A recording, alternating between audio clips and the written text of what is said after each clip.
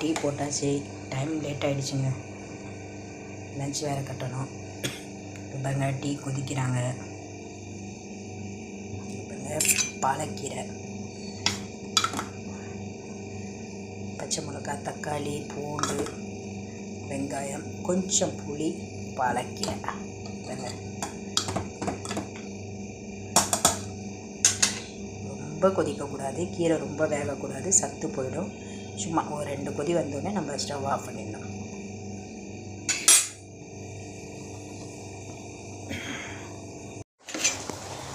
இது பாருங்க குருமா நல்லா திக்காகிடுச்சு. வெள்ளை குருமா.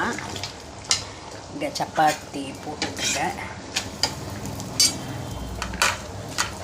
பாருங்க. இது பாருங்க சுட சுட சாதம், வெள்ளை குருமா, சப்பாத்தி, கத்திரிக்காய் தொக்கு, பாலக்கீரை கடைஞ்சிருக்கேன் நல்லா காரசாரமாக. இதான் tiffin and lunch and video. இந்த வீடியோ பிடிச்சா லைக் பண்ணுங்கள். தேங்க்யூ. அரிசி கழுவுன தண்ணியில் கழுவிட்டு நெக்ஸ்ட்டு ஒரு வாட்டரில் இப்போ நான் கழுவிருக்கேன். அரிசி கழுவுற தண்ணியிலே எவ்வளோ வெள்ளையாக இருப்பாருங்க. திருப்பியும் கொஞ்சம் எடுத்து வச்சு செகண்ட் டைம் வாஷ் பண்ணி வச்சுருக்கேன். இப்போ லைட்டாக நம்ம கடுகு போட்டுடலாம்.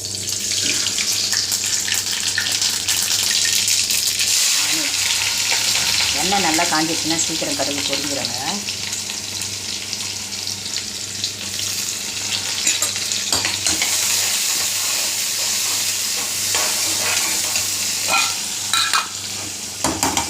பாருங்க கீரை ஒரே ஒரு கட்டு கீரை தாங்க.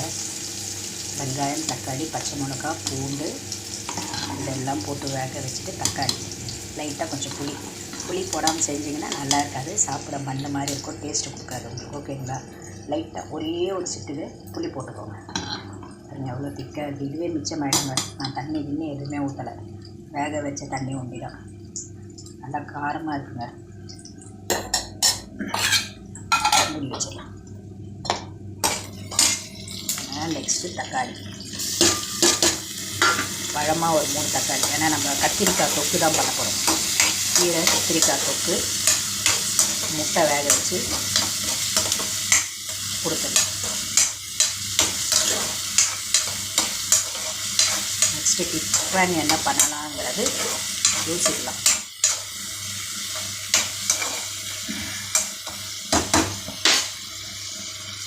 நல்லா வேகட்டும். இப்போ மஞ்சள் தூள் எடுக்கலாம். மஞ்சள் தூள் எடுத்தாச்சு.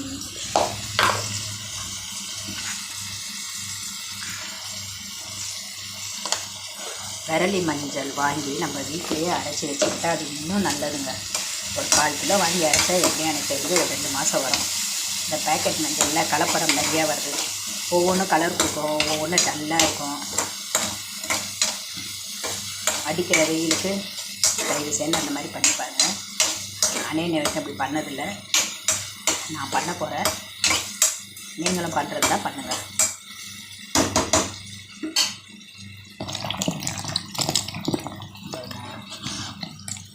கத்திரிக்காவை எடுத்து நான் இப்படி தான் இந்த நீட்டு வாக்கில் தான் போட்டுட்டேன். ஏன்னா தொக்குக்கு வந்து கத்திரிக்காய் தொக்கு இப்படி போட்டால் தான் நல்லாயிருக்கும். முருங்கைக்காய் இல்லைங்க, முருங்கைக்காய் இருந்தால் சூப்பராக இருக்கும் டேஸ்ட்டு. இருக்கிறது வச்சு சமைப்போம்.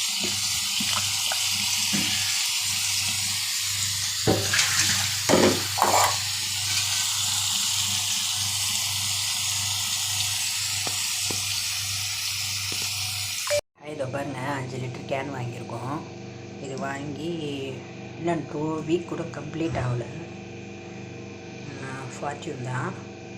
ஆனால் இது வாங்கினா வந்து சீக்கிரம் காலியாகிடுதுங்க. என்ன தான் பார்த்து நம்ம சமையல் பண்ணாலும் கொஞ்சம் கொஞ்சமாக ஊற்றினாலும் கடகடன் காலியாகிடுது. சாட்டிஸ்ஃபேக்ஷனே இருக்க மாட்டேங்குது இந்த கேன் வாங்கினா ஒண்டி. பேக்கெட் வாங்கினா கூட கொஞ்சம் நாள் வரா மாதிரி ஒரு ஃபீல் இருக்குது. அது என்னன்னு தெரியல. ஒரு வாட்டி 5 லிட்டரு பேக்கெட் வாங்கி இது ஃபுல்லாக ஊற்றி பார்ப்போம். அப்போ அது எவ்வளோ நாள் வருதுன்ட்டு நம்ம டெஸ்ட் பண்ணுவோம். ஓகேங்களா? இப்போ பாருங்கள் சாதம் கொதிச்சுட்டு இருக்குது. நம்ம இப்போ கீரையை தாளிச்சிடுவோம். பூண்டு போட்டுடலாம். சாரி கடுகு போட்டாச்சு, சீரகம் போட்டாச்சு. நெக்ஸ்ட்டு பாருங்கள் பூண்டு இடித்து வச்சுருக்கேன் அம்மியில். பூண்டு போட்டுருவோம்.